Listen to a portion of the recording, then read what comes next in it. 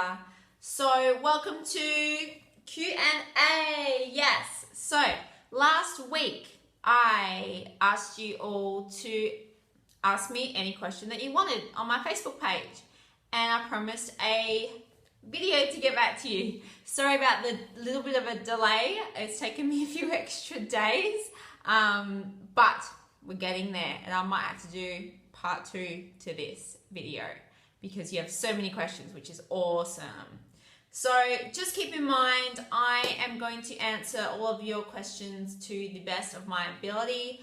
I am by no means a training expert, nutrition expert, hormone expert. I'm just trying to share my experience and any research I've read in the past or information I've come by, and try to share with you as much knowledge as I can by answering your specific questions. So let's start. So I've got my Facebook page actually in front of me. We're going to go directly off that because there were so many I couldn't choose. Let's start from the top. I've scrolled back up. There's so many. Okay. Biggest one I get asked all the time, and this one is from Rochelle Jeanette. I'm sorry with name pronunciations. So Rochelle has asked, what keeps you motivated? Well, let me tell you, there are times where, and weekly, where I feel very unmotivated and I don't want to go to the gym, or, don't want to do a workout, want to just eat whatever I want. What keeps me motivated? Every time someone asks me this, I think I always have a different answer. But in general, what motivates me is to train, I guess, is the feeling I get after a workout. Sometimes I really don't feel like exercising at all, and I just really think, look, how are you going to feel after you've done this? Really think about that moment of how you're going to feel after you've completed a workout, whether it's 20 minutes, 30 minutes, an hour, however long. And that's usually something that gets me through. I have people I also look up to. If I'm really feeling demotivated, I try to maybe even look up some photos or YouTube motivational videos, and that usually gets you going. And something that keeps me motivated now is the fact that I went through a period of time where I had an injury and I couldn't train. I couldn't exercise. I wasn't allowed to for about 5-6 months time. So something I do is I generally think back to that moment sometimes where I couldn't train and all I wanted to do was exercise, and I wasn't able to. And so now I've got nothing stopping me. So it's like, well, what happens if I'm in that position again? Let's just go. Stop being lazy. Sometimes you just got to dig deep and go. But another thing that keeps me motivated is all of you guys. I see all of your, especially from the questions I've got from this segment, is, being able to share with you what I'm doing. And I feel like people around me are the ones that keep me motivated, and even you guys through social media, because if I'm pushing to keep going, hopefully I'm inspiring other people to do so. So any messages I ever get that say, you've inspired me to do this, or, and motivated me to do this, or lose some weight, or get into the gym, that is awesome. So that definitely helps keep me motivated to keep going, to know that I'm, losing the iPad, helping other people keep going. Cool, hope that answers your questions. So next one we have, I love to see the boys getting in on this, it's great. Nathan Young. Nathan has asked, how much do you squat? And can I train with you one day? Well, Nathan, my PB ever for squatting is 90 kilos. But I was on a crap load of calories, and it was awesome. But otherwise, throughout my comp prep and stuff, my PB for squatting is 85 kilos. I haven't done any strength training in a while. I've just got back onto a strength training program. So I'll keep you posted with how my squat goes. Can I train with you one day? Yeah, sure. Let's go. Let's squat. Get in touch. Let's do it. Next, here we go. Risol. It's a cool name. Hopefully I've pronounced that right. How do you manage DOMs? Or, yeah, how do I manage DOMs? Well, I don't actually get crazy DOMs anymore. Maybe I'm not training hard enough. No, I am. I take branched chain amino acids during my workout, and I think that is something that really helps prevent, or it's not as bad. DOMs aren't as bad, or your muscle soreness is not as bad. So branched chain amino acids during a session really helps. I use glutamine as well. I use that 3 times a day. That definitely helps with muscle recovery too. So it's all about recovery. If you're getting crazy DOMs, you might be, not getting enough protein in your diet and things like that. Or sometimes you're going to get it. If you've changed up your routine and you are sore because of that, have extra aminos. Stretching really helps too. I find if I really stretch it out the next day, even if I've done a leg day the day before and the next day I'm doing upper body and my legs are killing me, I tend to stretch legs quickly even in between sets while I'm resting and stuff like that. So stretching helps too. Cool. So, which one is next? Okay, this is back to motivation, but a little bit different. So I'll read it anyway. So this is from David Brabazon. Thanks, David. Boys again, yes. Any thoughts on how to stay motivated when confronted with injury setbacks? So this is a different ball game. Yes. It's tough, man. If you have an injury and you can't train properly, mentally, it's almost like I used to be an all or nothing type person. It's either all or everything 110%, or if I can't do it, I'm not doing it at all. And when I was injured a few years ago, kind of a weird injury, I had tendonitis bursitis in my hip. So, I was like, well, either I'm training through the pain or I'm not training at all. And I got to a point where I had to have treatment and was not allowed to lift heavy or belly lift at all for about 5-6 months. Yeah, you get down in the dumps, you get depressed, man. Like, it's hard. It's mentally tough. I feel for you if you're injured. I think the one thing that helped me overcome that was to really try to just focus on the positives and what you can do. So even though you're injured, I'm sure there's things you can do. So for me at the time, I just focused on training upper body a lot. Maybe I was doing it like 4 times a week, but I was training still, and when I couldn't really train legs, there was only a couple of compound movements I was allowed to do. And mate, you just give it all you got for those couple of movements you can do.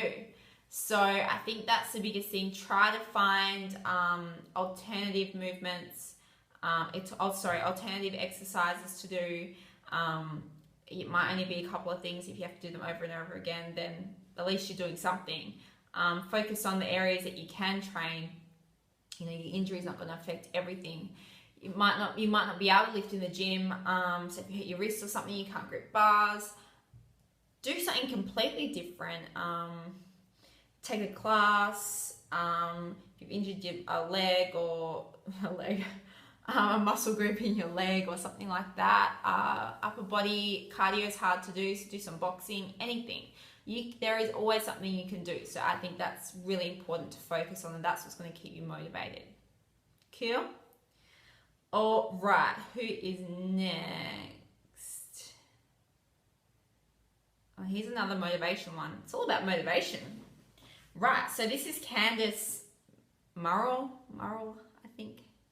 She says, how do you keep motivated while struggling with adrenal fatigue and hypothyroidism? Hypo, either or, it's going to be tough. You really want to train your body, but your body is too exhausted. I think she means hypothyroidism, so where your thyroid is slow, I'm assuming. It's very frustrating and you can get down. Yeah, again, that's tough, and I'm going through that now. I've actually gone down to training 3 days a week. and you just want to train every day, but you're so just tired. That is tough. But you know what? I say focus on keeping your workout short and sweet. So I don't train for more than an hour, or any adrenal fatigue. Don't train for more than an hour. That's heaps. 40 minutes, fine. Half an hour if that's all you can manage, just something small. And that's like heavy lifting type training. And then other days, you know, maybe just do something that's an active recovery, like yoga or something relaxing that's not too taxing on your body. At least you're still doing something. And rest. You need to rest. So if you are exhausted that day and you have adrenal fatigue and slow thyroid, well, I'm sorry, but you've got to just chill out and rest. Biggest thing to do is make sure you get a lot of sleep. That is so important, especially if you have adrenal fatigue. It's hard to stay motivated, but again, like I was saying with David, make sure you focus on what you can do. So if you feel fine to train for 30 minutes, cool, just train for 30 minutes. Keep doing the little things that keep you going, yeah? But right now you have to focus on getting better. So once you get better, you can push yourself harder. But right now, just keep it short and sweet and do what you can do. And on your rest days, like I said, active recovery or even like a walk or something relaxing. So you're still a little bit active and you're not demotivated by sitting on the couch. Make sense? Cool. So I think we have time for one or two more in this video. Let's have a look. I'm trying to pick the ones where you've all liked them as well, so everyone wants to know the answer. Right, here's a good one. This is by Laura, oh my gosh, I can't pronounce your surname. Laura Chakao, oh my gosh, babe, I can't pronounce it. Laura C, good nickname, Laura C. Okay, well, Laura has asked, how do you deal with sweet cravings? Woo, that's a good one. Everyone gets sweet cravings. And if you say you don't, you're lying. Everyone does. How do I deal with sweet cravings? Well, I now use the flexible dieting approach. So generally, if I want something sweet, I have it. Yeah. And I still get results. But I don't have like the whole cake or, you know. No. I do like, yeah, don't deprive yourself. If you like sweet things, you can have something sweet. You just gotta have a little bit, you know. Try to get creative with low calorie things. So anything fruit based. Well, it's not low calorie, but it's all natural, so fruit based. I like to make sweet things after my workout. So like a post workout smoothie with my protein, heaps of berries and fruit, so it's really sweet tasting. I use a lot of cacao and stevia and things. So it's about finding those little low calorie treats. If you're really getting cravings, like after meals and stuff like that all the time, get something minty. Have a chewy, have a sugar-free mint, brush your teeth. That really helps. And I find herbal teas are really good. Or even like a fruity tea with a little bit of stevia in there. That really helps if you're trying to get like really low calorie. But generally just have something little. Yeah, you don't have to have something huge, just something little. And it's a matter of also keeping your blood sugar stable during the day. So by eating quite frequently and eating good, wholesome foods, you're going to stabilize your blood sugar a little bit better. So you're not going to get those real big cravings as well. So I hope that helps too. Cool. One last question before we stop. This one is from Kirsty Roberts, and she has asked, what cardio do you do and how often? And 7 of you have liked that, so we all want to know. Okay, I've done it all, right? So back in the day, I used to do like steady state cardio all the time, and I'd do like an hour a day, and it was so freaking boring, and I did it all the time, and yeah, no more, no steady state cardio for me. So now I'll do high intensity interval training or HIIT cardio, and that, for people who don't know, basically it's intervals like really full on intervals. So say for 20 seconds, you go all out as hard as you ever, give it everything you've got, and then you rest for a certain period of time and you keep doing it a few more times. So it lasts about maybe 15, 20 minutes and you are stuffed by the end of it, like completely dead. So that's the type of cardio I do now. Literally right now, I'm doing zero cardio. I don't like cardio, don't put me down for cardio. But that's because my body is, I'm trying to get my calories up and trying to do minimal training at the moment because I have a bit of adrenal fatigue and a few other things. But I'm maintaining, my weight sessions are pretty intense. So, you know, that's helping me stay in really good shape. But otherwise, I was doing HIIT cardio like twice a week. And that's all you really need. 2-3 times a week of that is pretty full on. But it really depends on, I wouldn't do cardio for the sake of it. I'd still focus on your weight sessions. I think that's going to be your priority. That's what's the most important thing. You can almost even get a cardio workout depending on how you structure your weight sessions too. So it's all about, depends on your goals, how often you should do cardio. And steady state still has its place as well. Depends on your goals. So if you're really trying to lean down a little bit, you might have to add a little bit more cardio. I personally would rather add a little bit of cardio in rather than reducing my food. You want to keep your food intake up. But it's really something that you'd have to track your progress and how your body is responding weekly to whatever it is you're doing. And that includes tracking your food and everything. And then add cardio in according to what goals you have. So right now, I'm not trying to get leaner, so I'm not doing cardio. I was doing cardio up to a couple of weeks ago, but I slowly reduced it after my contest. So I hope that helps. Yeah, there's so many more questions there. We're going to do another segment of this so I can get through some more. But thank you so much for everyone for all the amazing questions. There's some really good ones to come as well. So stay tuned for part 2. Bye.